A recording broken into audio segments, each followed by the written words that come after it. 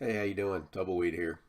A good guy with a black hat. I'm going to continue our little mini-series on education today, titled The Education Behemoth. I want you to keep in mind that education is arguably the foundation of our nation in the sense that our nation's been built by educating our youth generation upon generation. And education is huge. It represents nearly 6% of our gross domestic product, one of the highest rates in the whole world.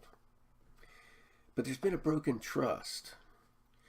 In his recently published book, Erasing America, Losing Our Future by Destroying Our Past, a fellow named James Robbins notes that, quote, schooling is necessary to the development not only of a well-rounded person, but also of a strong society. But tearing down traditional history and civics education leaves children weak in these areas. With the growing intolerance for the exchange of ideas in colleges and universities, basic knowledge of American identity has become confused. Students no longer know what America stands for, becoming more aware of what divides us than what unites us. Hello, this thinking begins in the public school system. There's a certain irony here that is actually rather ludicrous in a sense. Just before I joined the board of the school district where I live in Pennsylvania, it was ranked well into the bottom half of the Commonwealth's 500 school districts. This is in a state that ranked in the bottom third of the nation. Yet the school had parents convinced it was a top-performing district. Broken trust? Maybe. Most parents are concerned that children receive a good education that will prepare them for the challenges to be faced out in the world.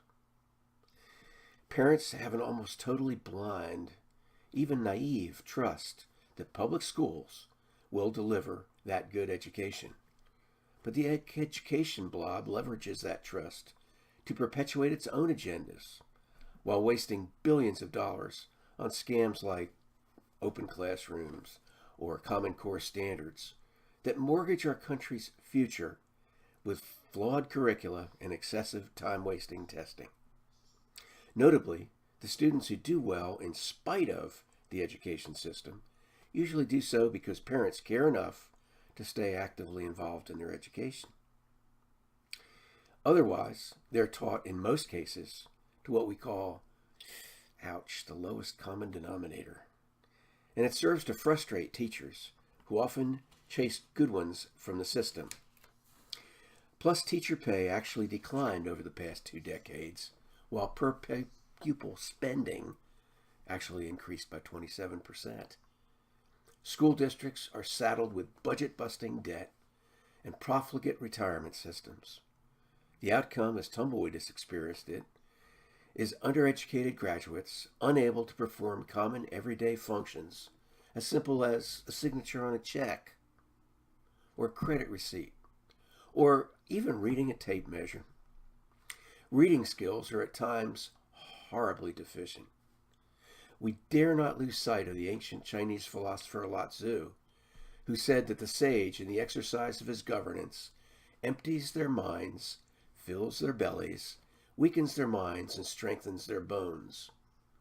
Emptying the mind, of course, facilitates control.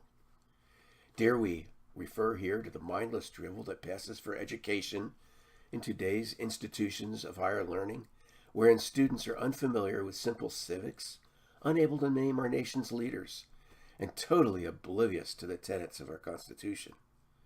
Sadly, this is perpetuated by those federal and state departments of education, teacher unions, colleges and universities, curricula publishers, education bureaucrats, and politicians, so they can covet and protect their pieces of the power structure.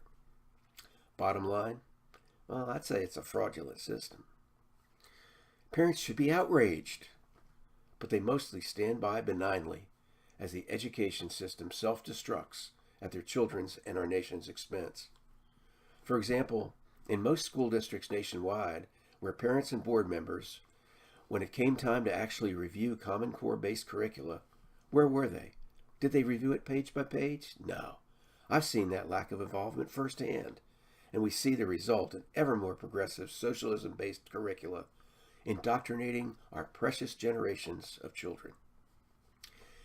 Equally bad is good teachers being hamstrung by this failed education system, spending inordinate time on standardized testing while scrambling to teach at least some skeletal level of knowledge with the remaining time.